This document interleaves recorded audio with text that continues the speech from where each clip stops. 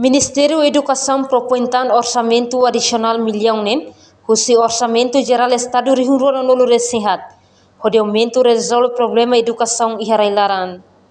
Terça-feira, loron no Resinhat. Fulan outubro, tina Rio Rural no Resintolu. Primeiro-ministro Kairala Sanana Gusmão lidera reunião Comitê Revisão Orçamento Ano Rio Rural no Resinhat. E o Ministério Finanças Setara Clarandili.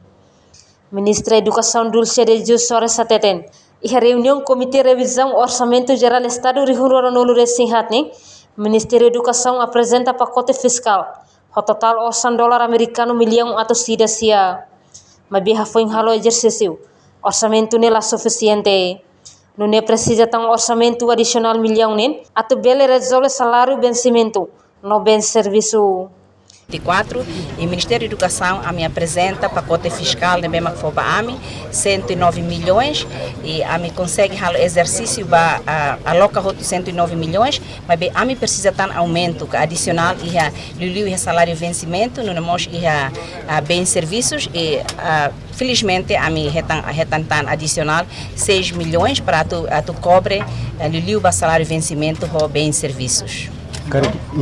Programa Prioridade 5 para o Ministério da Educação, pré-escolar, nível ensino secundário, gestão de recursos humanos, formação professores, no infraestrutura escolar. Prioridade do programa Ministério da Educação e o programa Lima, nebema que sai prioridade nessa hakerekona e o programa do nono governo constitucional, mas na Fatimba e a pré-escolar, nível de ensino roto, para gestão de recursos humanos, para formação dos professores, não temos a infraestrutura escolar.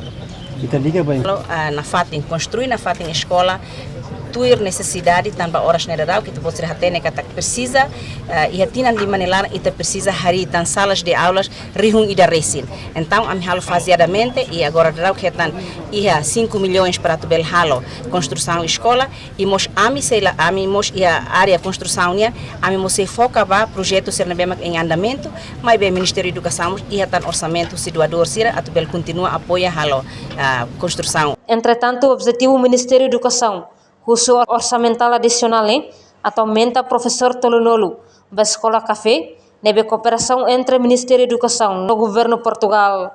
Reportagem Marquita da Silva, Televisão Timor Post. Janela informação ba Emma Hoto. Atual informação atual dia Gliu, que tá halua. Haneham botão subscribe, like, halo comentário, no faz botão ba media social Hoto.